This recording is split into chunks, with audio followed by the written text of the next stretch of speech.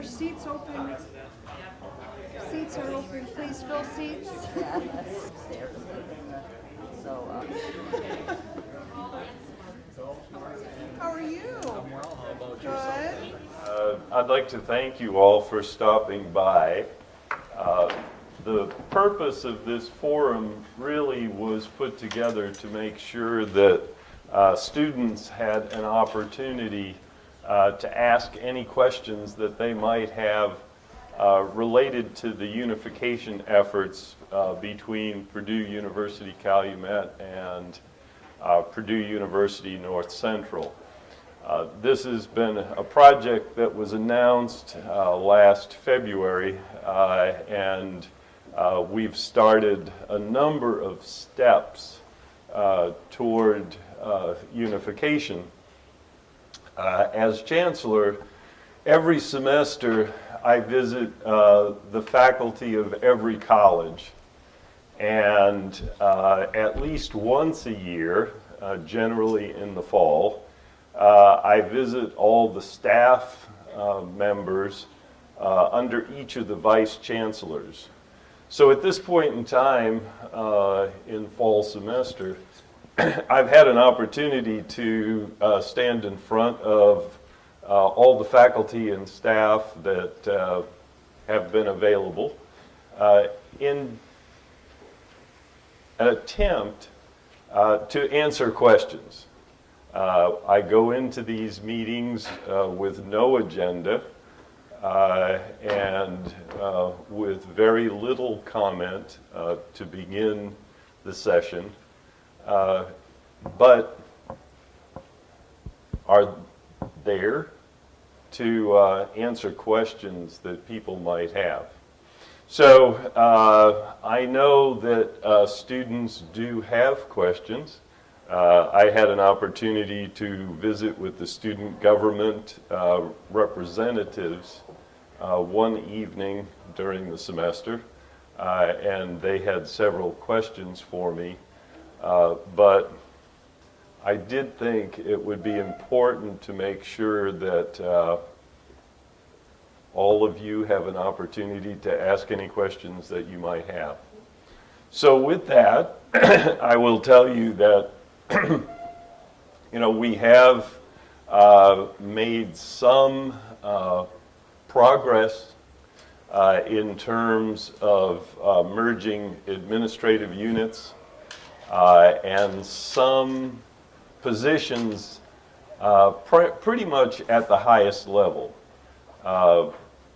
I'm sure that most of you are not students of organizational structure, so you probably don't have a huge interest in that.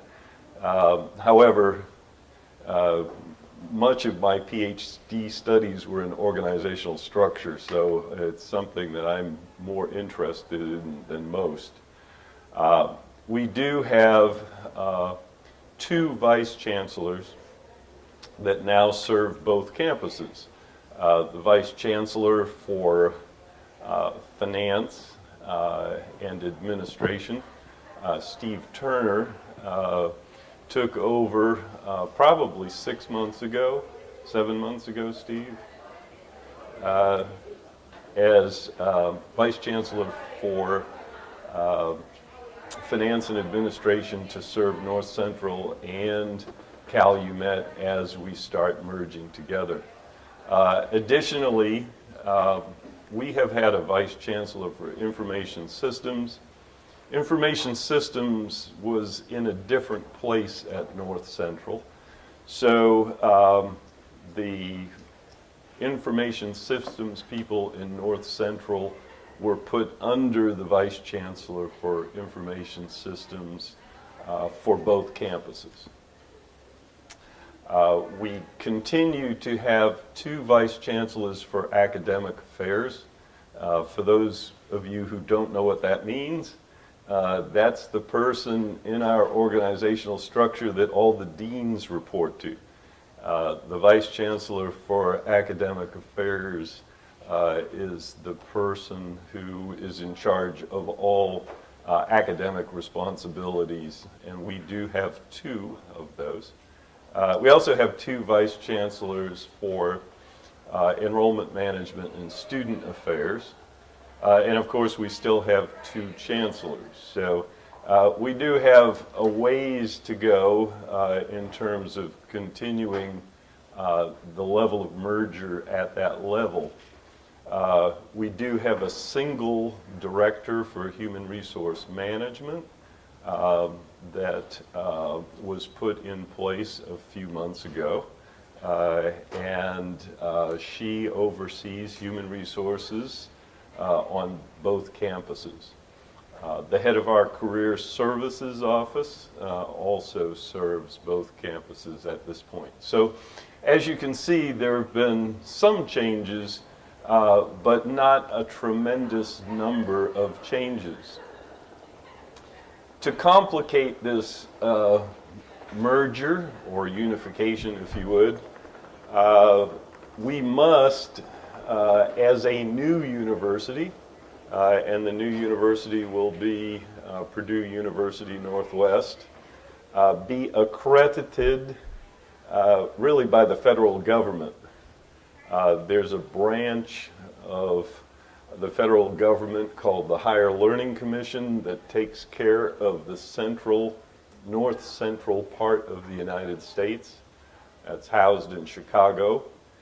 And the new university has to be anointed by them as appropriate for being able to give out the degrees that we are granting. Now it turns out that Purdue North Central and Purdue Calumet are both currently accredited by the Higher Learning Commission. Purdue North Central had a review about 2 years ago from the Higher Learning Commission, and we had the Higher Learning Commission visit last year. Both of those accreditation visits were about as good as you could possibly get. And as a matter of fact, the Calumet visit was particularly clean. There were no concerns at all from the review team. So it would appear that the Higher Learning Commission will be favorable toward the unification. However, it takes a number of steps in order to ask them for approval. And to ask them for approval, you must put in an application. It turns out that this application process is extraordinarily long and complicated. But that said, because it's long and complicated, it requires that the 2 universities do a lot of preparation to make sure that they're ready for integration or merger. So right now, we have a large number of committees that are working across both campuses to look at various ways that we should merge. Some groups looking at strategic plans, some groups looking at finance plans, marketing plans, many, many different ways that our governance structures can unite. So this process of putting the application together will take all of this year, and we're hoping that we can have this application in by next August. If our application is in by next August, the Higher Learning Commission Board will review it the next February, and if that is then favorable, we should be Purdue University Northwest on July 1st of 2016. So if some of you are seniors, you may never get to see it, at least on campus. You may just get to read about it after you're finished. So with that said, that's kind of a little overview, but I can tell you that there are many, many moving parts underlying the structure and change that is going about. So questions that you might have? Yes, sir. There's a microphone coming. Okay. My name's Justin, and my first question is, so with doing this new, unification of the schools, what are going to be the benefits out of this from these unification? Okay. Well, there are a number of benefits. Let me focus on what I think will be benefits to the students. There's an opportunity by taking the savings from the unification and investing it into more faculty and more support for students, that the students can benefit by taking money out of the hands of salaries to administrators and putting them directly into, faculty lines, faculty support, and student support. I think that's, really key. It seems to me that we will probably get close to a $2 million savings, and that $2 million savings reinvested can do a tremendous amount in terms of expanding faculty, expanding possibly even different majors that we don't currently have, and then providing more support for students. So I think those are some of the dollar savings that can help, and in particular to help students. The other way I think students will be helped is that students will have more options available in order to be able to complete their degree programs. If you happen to be in a smaller major and that major doesn't offer all of the required courses every year on this campus, it may be possible that if it's offered on the other campus and you want to finish faster, that maybe you drive over and take a course there or vice versa.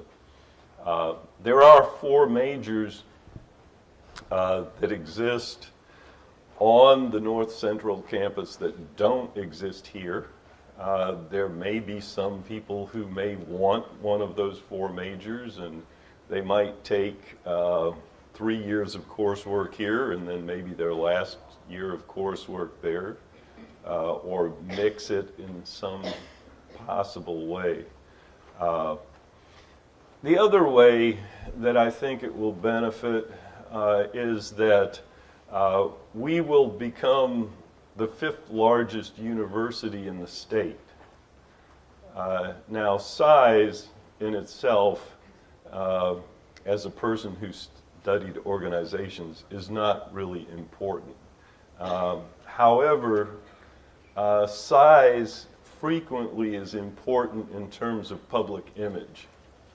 One of the things that can help Purdue Northwest is that Purdue Northwest can reshape the image of what it is.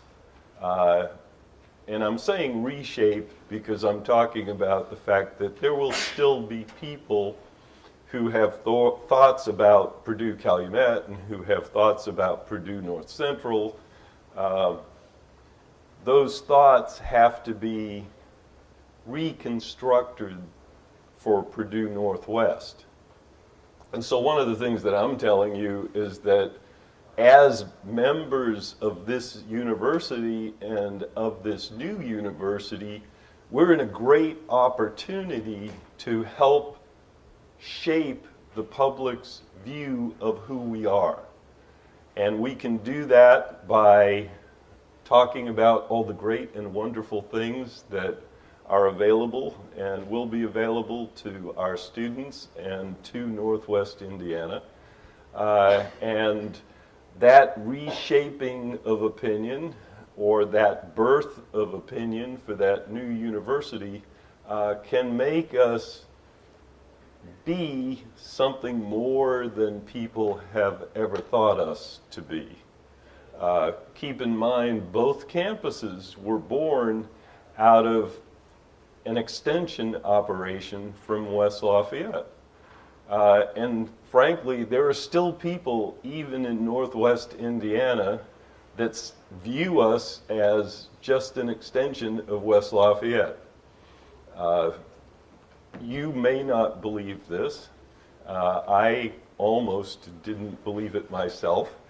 But I was in front of a group recently, and one of the questions from the group was, oh, do your students still have to go to West Lafayette to get a bachelor's degree? I mean, there are still people in the community that think we don't give out bachelor's degrees. I know that's hard to believe, but it's true. We need to let people know more about who we are, and as we become Purdue Northwest, because it is a new entity and a new idea and a new thought, it gives us an opportunity then to tell people what we want them to know about us. As an aside to this, Purdue as a system has West Lafayette, Fort Wayne, Westville, and Hammond. When we're finished, it's going to be just Fort Wayne and Purdue Northwest. The Fort Wayne campus, I think you know, goes by IPFW, and it's 50% Purdue and 50% Indiana University. So when we're finished with this combination, there really is only going to be 2 Purdue universities in the state of Indiana. There's going to be West Lafayette and Northwest. And if you think about that, and if you think about the power of the Purdue name, I think it can help with a vision of where this institution could go. So finally, with respect to your question, there's a political piece that will benefit the university. One of the things that we're hoping in this legislative session is that we will get approval for a new building. We've been trying to get a new building for about 10 years. Of course, there were 4 years where nobody got any money in the state because of the recession. But as a result of putting together materials to convince our legislators that we really need this new building, the last new building on this campus that was an academic building that was supported by the state was finished in 1997.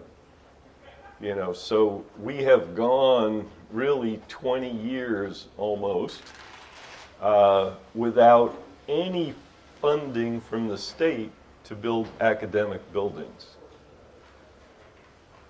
One might wonder why that's true. We looked closely at Purdue North Central, and Purdue North Central went 20 years, and they just got a building funded in the last legislative session that they're just starting to build. So they went 20 years. We've gone 20 years.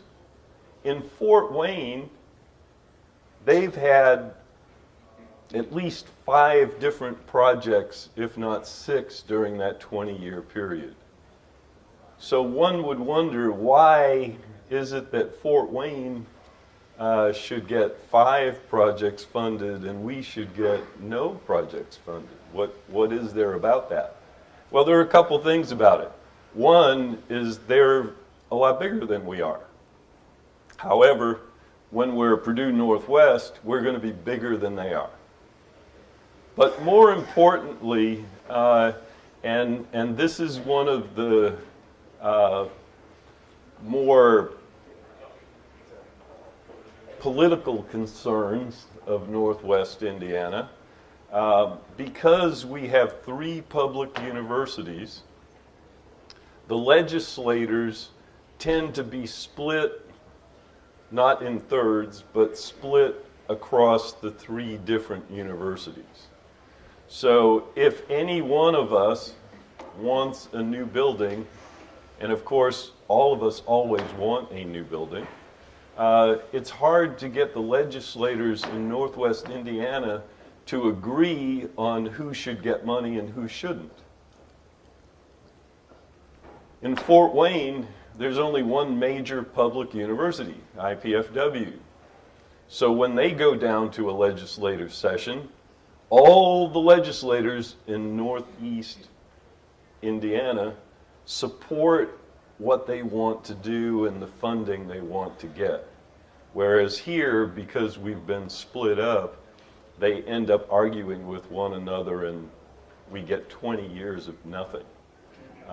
So there are many different pieces to why we should become a stronger and better university with beneficial parts to students, faculty, and staff.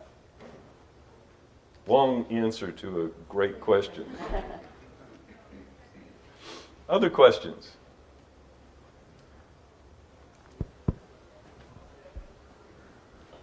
All right, so you go down the hall and you go into, that's okay, I got a thing now.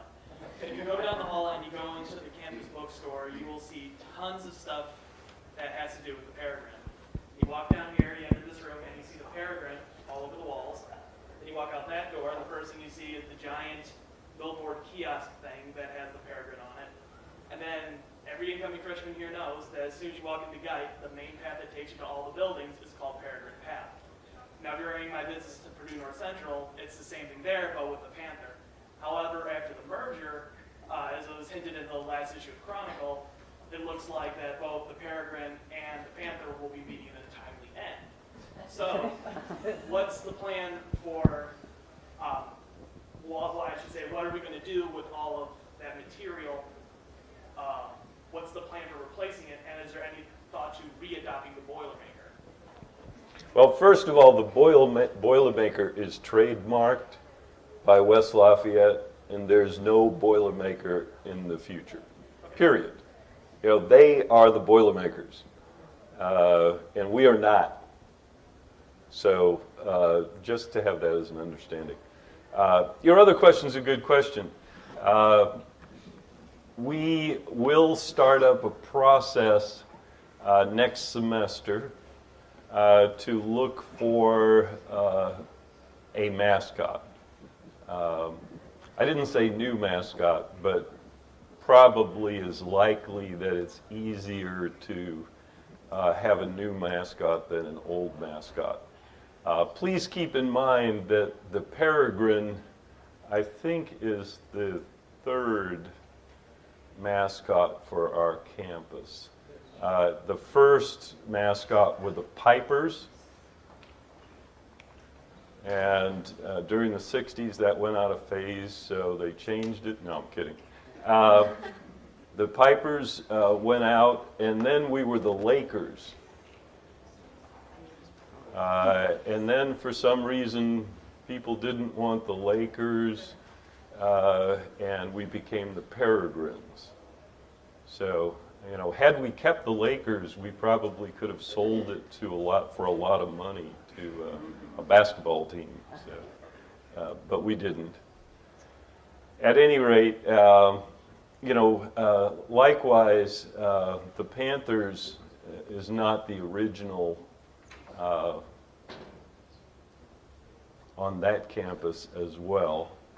I can't remember what.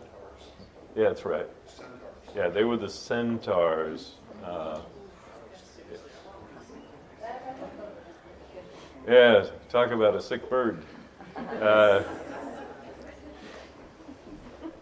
So the communications and marketing people on both campuses have been talking about how we can put together a process that will provide lots of input from a lot of different people to come up with what a mascot might be. In terms of replacing the mascot, and as you note, that we have a number in this room. You might also note that this room was redone recently, and as such, it was redone in such a way that those materials can be changed quite easily and simply. There are other pieces that will take time. The new building that's going up in Westville has a large gymnasium, and one of the reasons that we're going to try to pick the mascot next semester is that because that gymnasium is under construction, we'd like to get the new mascot in the middle of the gymnasium floor while it's under construction. Our gym floor has to be redone every 2 years, and so we'd probably redo that when we redo it normally. Likewise, you know, there are other signs on campus. There are some things that the marketing people are working on. We have certainly come to a point where we're not adding. We're being very careful not to expand that any further. But there will be signage issues. I know I was driving on 173rd toward Kennedy, and I was looking at the two dorm signs, you know, and I thought we probably don't have to change those at all. I mean, we can have a Peregrine Hall. So there are some things we may not have to change at all, some things that we will have to work on. I've become kind of fond of the peregrine head. It's a nice bird. So,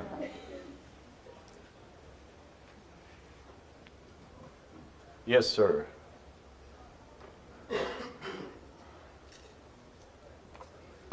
Since North Central and Nova here is coming together, are they going to share sports teams, or are they going to be like two separate teams? Yes, we will be one university, and therefore we will have one set of sport teams.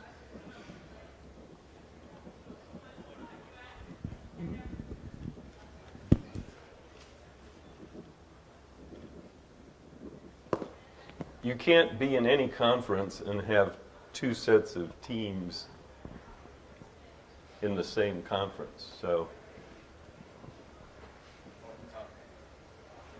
let me get to him because you've asked one. So let me. Sure. Oh, that was my question. Because as a student, Anthony, I was just curious how the unification was going to go with the sports. I didn't know if you were merging the sports. Well, at this point in time, we don't have a merging plan, but we'll have to have one.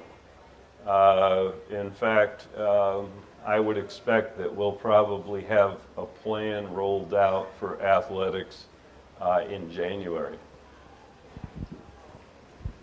John, did you want to ask a question? Yes, we have a student worker that him and his classmates have class here until 6 p.m. And then 5 of them drive to PNC for their class at 7 p.m.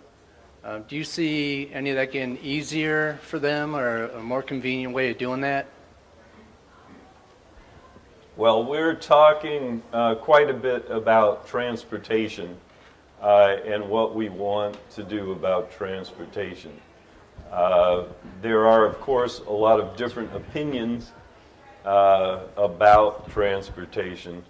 But one of the things that tends to happen with universities with multiple campuses is that people generally would rather drive themselves than take other transportation that might be made available.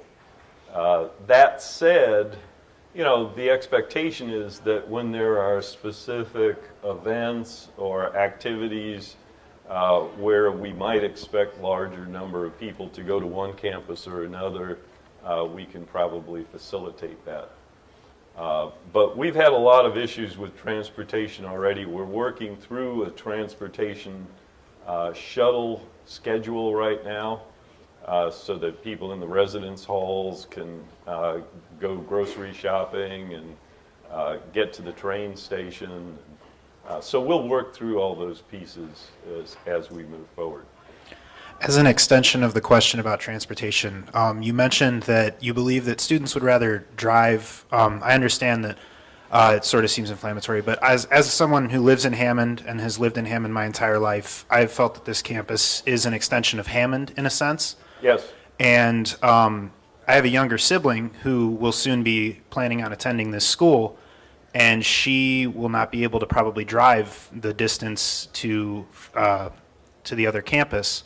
And so my question is, if she's majoring in something and a class is only offered exclusively at the other campus, as you mentioned, where possibly she could take a few years on one campus and another year somewhere else, what are some solutions that could be made to answer a problem of distance for finishing a major? Yeah, that's a good question, but let me say this first, okay?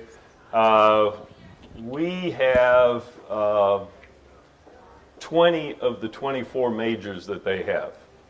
So if you apply to this campus, either now or in the future, and you apply to a program that's offered on this campus, by state law, we have to have all the courses offered for you to be able to graduate in 4 years on this campus. So there should never be a situation where someone must go to the other campus, unless there's a major there that's not offered here, and that would be by choice, or if somebody just couldn't stand a particular professor and decided to go there to take that with somebody else, But again, that would be an individual student choice as opposed to a requirement. So anyone who starts here should be able to start and finish within 4 years according to state law. So I hope that's helpful. But I do appreciate the Hammond piece of it, and we're particularly vested in Hammond. Since athletics has been brought up, you know that we have a new softball field and baseball field and soccer field that has been really built by the city. And we will be playing soccer and baseball and softball and tennis, because tennis courts are coming, in Hammond. There's no question about that. So we will keep our Hammond roots forever.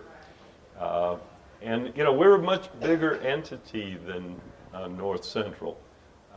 However, combined will be a large entity. Yes, sir.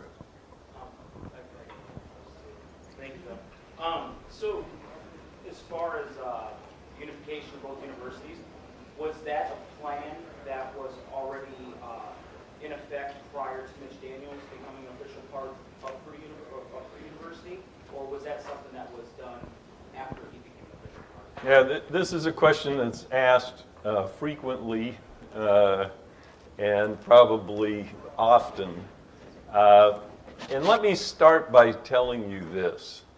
I probably had been in Northwest Indiana less than a month when people in Northwest Indiana started asking me, when are we going to have just one public university in Northwest Indiana?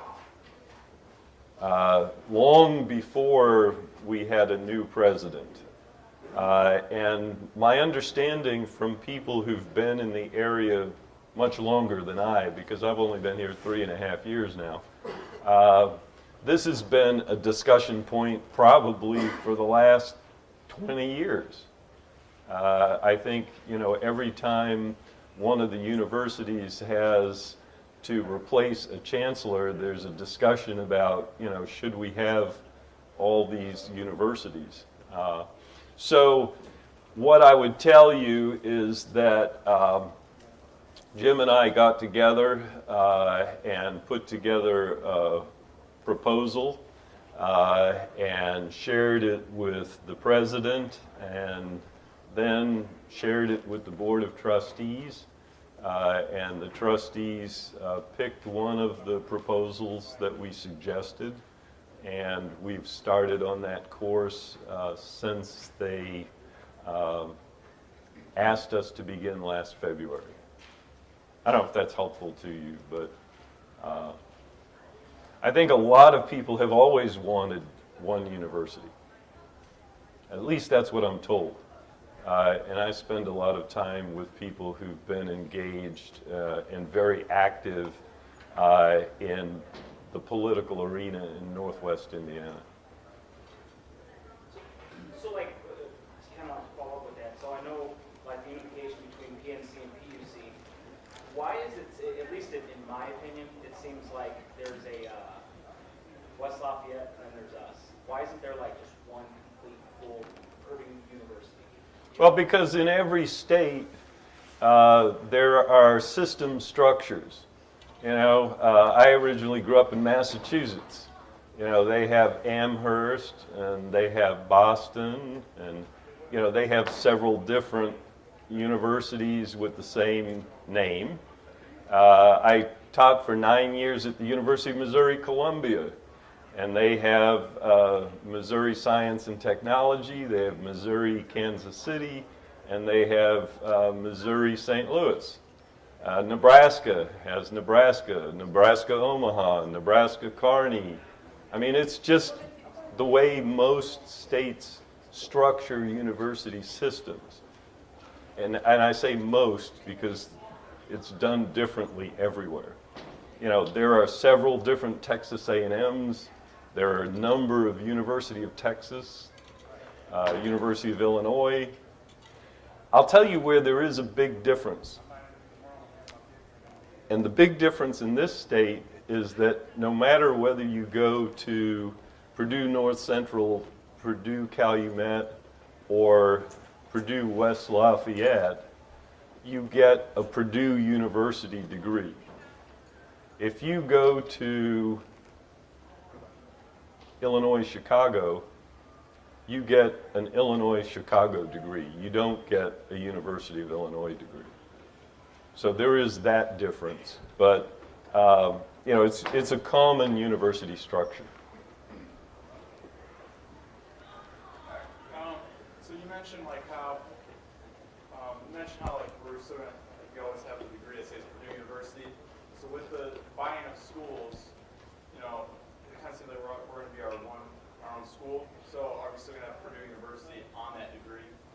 The degree will look exactly the same. We think this is what's going to happen. This is what happens now. If your degree was granted from this campus, there's a sentence that says this degree was issued in Hammond, Indiana. If it was from North Central, it says right now this degree was issued in Westville, Indiana. And the people in West Lafayette have a sentence that says this degree was issued in West Lafayette, Indiana. But otherwise, the degree looks the same. Yes, sir. I'm a third-year student here, and I'm planning on graduating next year, so I'm wondering, what exactly does the merger mean for students graduating before 2016? Nothing. Nothing? That's that question. And, you know, the truth of the matter is that it really shouldn't matter for anyone except for some unique situations. You know, athletes are one of the unique groups that will have to change in some way. But for a traditional student, there should be no change. You know, even if you're a freshman, you know, I don't think you'll notice anything other than we will see a new logo and we'll see a new name. And hopefully people will refer to us as PNW.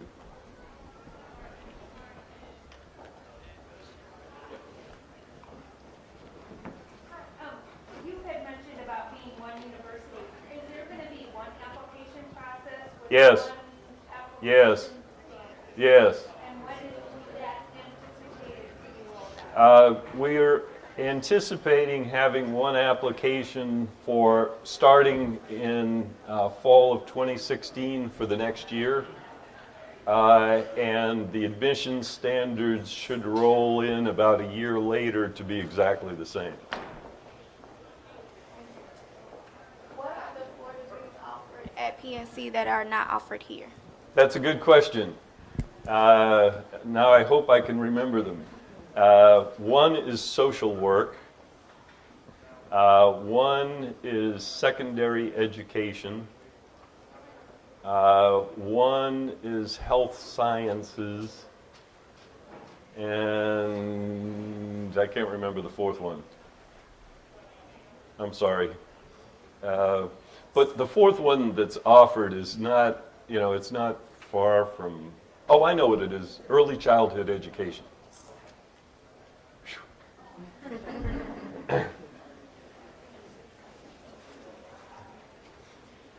Before you were talking about the possibility of adding an additional building on campus. I know that you and I spoke before that most likely that area would go in front of SUL and kind of eat into the parking lot area a little bit. But one of the issues, especially as the semester goes on, is parking is sometimes an issue. So will there be an attempt to, if we do get a new building that'll eat up a considerable amount of parking area, to increase the amount of parking that's here now?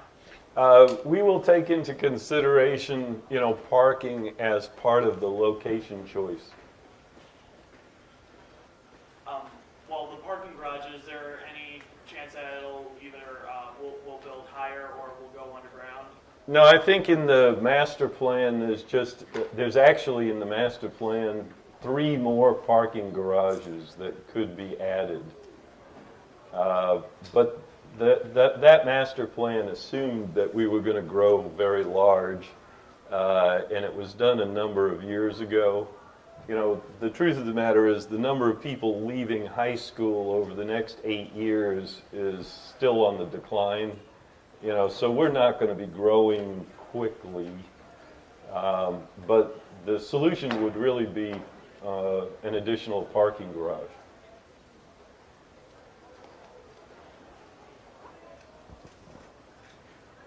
So since we're becoming our own school, was the tuition, fees and like that, is that going to change at all?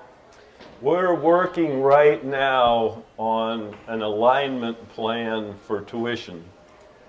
It turns out that North Central's tuition is higher than ours. So probably what will happen over the next 2 years is that there will be tuition increases on both campuses. The tuition increase on this campus will be just slightly higher for the next 2 years. The difference is 1.25%, which means that ours might be 0.75% higher one year and then 0.5% higher the next year than the North Central increase in tuition. But that will get us to a point where the tuitions are identical when we start in 2016. Fortunately, they're not far apart. So a more complicated question is what the state is going to do. Because the state provides money to the Purdue-Calumet campus, and the state provides money to Purdue North Central. So what I would love to see is that the state just add those two together and give it to Purdue Northwest. However, I can tell you that that's not likely to occur because that amount would exceed the amount that IPFW gets. So, likewise, we pay a tax to West Lafayette, and we pay a tax, and North Central pays a tax, and following the state, I don't want to just add those together and pay the same to West Lafayette. I would hope that there would be some efficiencies with what West Lafayette provides us such that we wouldn't just add those two numbers together. So there's always going to be ways that you win and lose. Will there be an increase in housing on one or both or neither of the campuses? Yeah, that's a good question. There is no housing right now on the North Central campus. In the master plan, there's an opportunity for housing. However, right across the street from the North Central campus, a private company came in and built apartment buildings. And there are some students that live in that apartment building, and there are some buildings within that apartment complex that are just students. Frankly, a lot of large universities that are in metropolitan areas are not adding residence halls. They're doing exactly what is happening at Westville, having a private company come in and build apartments near the campus, and then the university usually works with that private individual to help fill it. So I would expect that given the number of beds that are available in that complex, and the fact that that complex can expand because there are additional streets in that complex for expansion, that it's probably unlikely that the university would get in that business there. You know, being in the business of housing is not very lucrative. You know, it's really a service that you provide students that are from out of state or from a distance, or international students, because you know, it really is a drain on the university expenses to have housing. So when you have a private individual that buys land near the university and does it for you, it's always advantageous. Now, our university offers, you said offers 20 of the same, PNC only offers 4 different ones that you can't obtain here, correct? Correct. Okay. So with that being said, is there any faculty here or any faculty there, instructors or anything like that, that are going to be in jeopardy of losing any jobs or No. anything like that because of that? No. We're very thinly staffed with faculty. You know, if anything, we hopefully will be adding faculty, not eliminating faculty. And we do need to shift faculty around. We have, you know, this happens over the years, right? You have a degree that's popular, you get a lot of faculty members, and then less people start taking that degree, and, you know, so we will shift some people, positions around, but we should not lose faculty.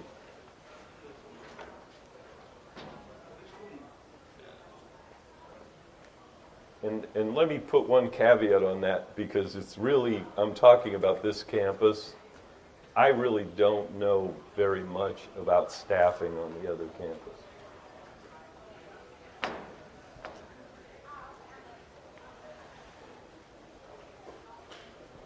Any other questions?